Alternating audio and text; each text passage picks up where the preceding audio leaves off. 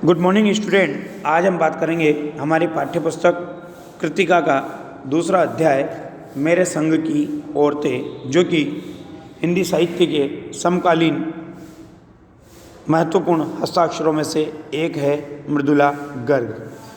समकालीन हिंदी कथा साहित्य के महत्वपूर्ण हस्ताक्षर मृदुला गर्ग का जन्म कोलकाता में हुआ। उन्होंने दिल्ली विश्वविद्यालय से एमए अर्थशास्त्र में किया। भारत के विभिन्न शहरों में रहने के बाद सन 1974 से दिल्ली में रहकर स्वतंत्र लेखन इन्होंने किया। कथा साहित्य के अलावा उन्होंने अपने समय और समाज की समस्याओं पर बहुत सारे वैचारिक निबंध भी लिखे हैं।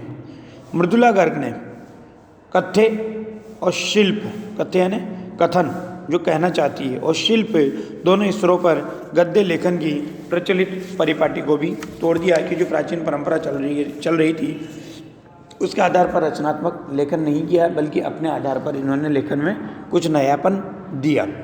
इनके द्वारा लिखी गई प्रमुख कृतियां हैं उनके हिस्से की धूप, अनित्य, चितकोबरा, कटगुलाब जो उपन्यास है, संगति विसंगति दो खंडों में लिखा गया इनकी संपूर्ण कहानियों का संग्रह है। रंग ढंग चूकते नहीं सवाल, ये इनके द्वारा लिखित निबंध संग्रह हैं। हम बात करते हैं अब इनके द्वारा लिखित मेरे संग की औरतें। ये एक प्रकार से नई शैली में लिखा हुआ संस्मरणात्मक गद्य लेखन है। संस्मरण स्मृतियों के आधार पर लिखा गया लेखन। इसमें इन्होंने अपने जीवन के घटनाक्रम का, अपने परिवार का चित्रण प्रस्तुत किया। इनके परिवार में परंपराओं पर चलने वाली बात भी थी, और उन परंपराओं को तोड़कर ये लोग उस परंपरा की लीक से कैसे हटे। इनके परिवार की औरतों ने उन परंपराओं को खंडित करके अपने आप को नए सिरे से आगे बढ़ाया। ये पाठ ऐसी औरतों पर केंद्रित है जो परंपरागत तरीके से जीते हुए भी क्या करना चाहती है, लीक से हटकर कैसे जिया जा सकता है, इस बात को प्रकट करते हुए दिखाई देती है। तो लेखिका ने यहाँ स्वयं को माध्यम बनाया, स्वयं के परिवार की स्थिति का चित्रण किया, परिवार की महिलाओं का चित्रण किया कि कैसे वो परंपराओं में जी रही है, परंतु फिर भी जो परंपराएं हैं उनकी लीक से हट करके कैसे नए तरीके से जीवन जीना चाहती है। ये अपने बारे में बताते हुए कह रही है कि मेरी एक नानी थी, जाहिर है पर मैंने उन्हें कभी नहीं देखा। मेरी माँ की शादी होने से पहले ही उनकी मृत्यु हो गई थी। मतलब इनकी माँ की शादी नहीं हुई उसी समय इनके नानी की मृत्यु हो गई थी। शायद नानी से कहानी न सुन पाने के कारण बाद में हम 3 बहनों को खुद कहानियाँ कहनी पड़ी, ऐसा ये मानती हैं। नानी से कहानी भले ही ना सुनी हो, पर नानी की कहानी जरूर सुनी, और बहुत बाद में जाकर उस कहानी का असली मर्म अर्थात असली रहस्य समझ में आया। कि पहले इतना ही जाना कि मेरी नानी पारंपरिक थी। अंडरलाइन करना, नानी के व्यक्तित्व के बारे में बता रहे हैं कि मेरी नानी पारंपरिक थी। पारंपरिक अर्थात परंपराओं का निर्वहन करने वाली, अनपढ़ थी और पर्दानशी औरत थी, मतलब पर्दा करने वाली औरत थी, जिनके पति शादी के तुरंत बाद उन्हें छोड़कर बैरिस्ट्री पढ़ने विलायत चले गए थे। बैरिस्ट्री वकालत। कैम्ब्रिज विश्वविद्यालय से डिग्री लेकर जब वे लौटे और विलायती रीति रिवाज के संग जिंदगी बसर करने लगे, तो नानी के अपने रहन सहन पर उसका कोई असर नहीं पड़ा। न उन्होंने अपनी किसी इच्छा, आकांक्षा या पसंद नापसंद का इजहार पति पर कभी किया। क्यों? क्योंकि उनके परिवार में जो वस्तु स्थिति थी, प्रत्येक व्यक्ति अपने आधार पर जीवन जी सकता था, कोई किसी के जीवन में किसी प्रकार का हस्तक्षेप नहीं करता था। आगे देखिए। पर जब कम उम्र में नानी ने खुद को मौत के करीब पाया, तो 15 वर्षीय इकलौती बेटी अर्थात कौन? लेखिका की माँ। मेरी माँ की शादी की फिक्र ने उन्हें इतना डराया कि वे एकदम मुँह जोर हो उठी। मुँह जोर यानी बहुत बोलने वाली। नाना से उन्होंने कहा कि वे पर्दे का लिहाज छोड़कर उनके दोस्त स्वतंत्रता सेनानी प्यारेलाल जी शर्मा से मिलना चाहती हैं। अब सब दंग और हैरान रह गए कि एक पर्दानशी औरत किसी दूसरे पुरुष से मिलने की बात कैसे कर सकती है कि जिस पर्दानशी औरत ने पराये मर्द से क्या खुद अपने मर्द से मुंह खोलकर बात नहीं की, आखिरी वक्त में अजनबी से क्या कहना चाह सकती हैं। पर नाना ने वक्त की कमी और मौके की नजाकत की लाज रखी। मौके की नजाकत मतलब जो अवसर आया था उस अवसर की इज्जत बनाए रखी। सवाल जवाब में वक्त बर्बाद करने के बजाय फ़ौरन जाकर दोस्त को लिवा लाए और बीबी के हुजूर में पेश कर दिया, बीबी के सामने प्रस्तुत कर दिया और कहा। अब जो नानी ने कहा वो और भी हैरत अंगेज था। उन्होंने कहा, वचन दीजिए कि मेरी लड़की के लिए वर आप तय करेंगे। वर यानी दूल्हा, क्योंकि वो उसकी शादी किससे कराना चाहती थी? स्वतंत्रता सेनानी से कराना चाहती थी। स्वतंत्रता की समर्थक थी वो, जबकि उसके पति विलायती सभ्यता संस्कृति को मानने वाले थे। तो वो अंग्रेजों के फरमाबरदार से उसकी शादी नहीं कराना चाहती थी।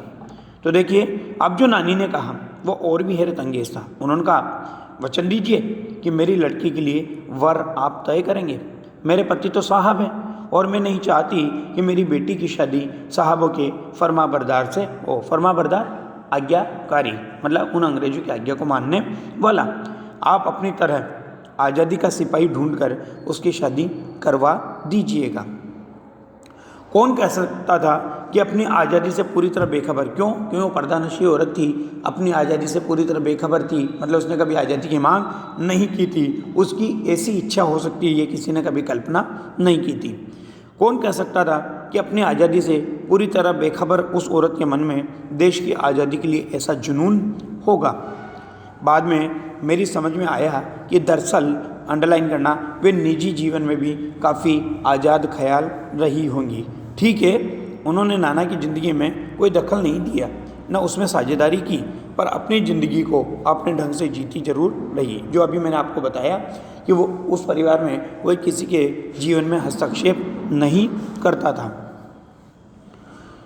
न उसमें साझेदारी की, पर अपनी ज़िंदगी को अपने ढंग से जीती जरूर रही।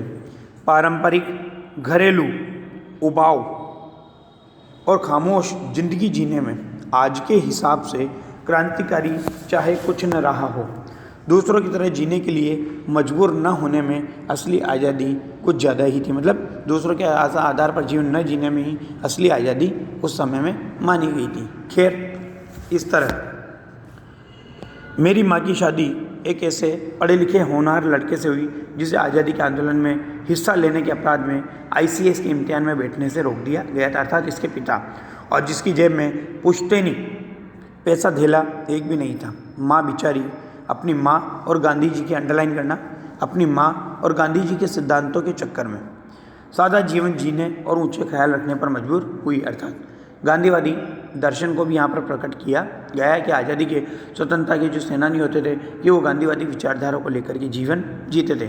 हाल उनका ये था कि खादी की साड़ी उन्हें इतनी भारी लगती थी कि कमर चढ़का खा जाती थी। मतलब खादी का प्रचलन गांधी जी ने किया था। रात रात भर जागकर वे उसे पहनने का अभ्यास करती, जिससे दिन में उनको शर्मिंदगी न उठानी पड़े। वे कुछ ऐसी नाजुक थी, कौन? इसकी माँ, कि उन्हें देखकर उनकी सास यानी मेरी दादी ने कहा था कि हमारी बहू तो ऐसी है कि धोई पोछी और छीके पर टाक दी। मतलब इतनी कमज़ोर शरीर की थी कि कोई भी उसे उठा करके कहीं भी रख सकता था। गनीमत यही थी कि किसी ने उन्हें छीके पर से उतारने की पेशकश नहीं की। छीके पर से उतारने की पेशकश अर्थात जिस पद पर वो प्रतिष्ठित थी उस पद से नीचे उतारने की कोशिश किसी के द्वारा नहीं की गई। क्यों नहीं की? उसकी 2 वजह थी, ये अंडरलाइन करना है आपको।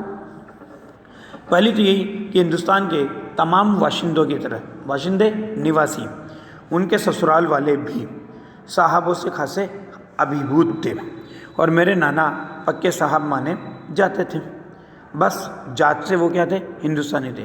बाकी चेहरे, मोहरे, रंग ढंग, पढ़ाई लिखाई सब में अंग्रेज़ थे।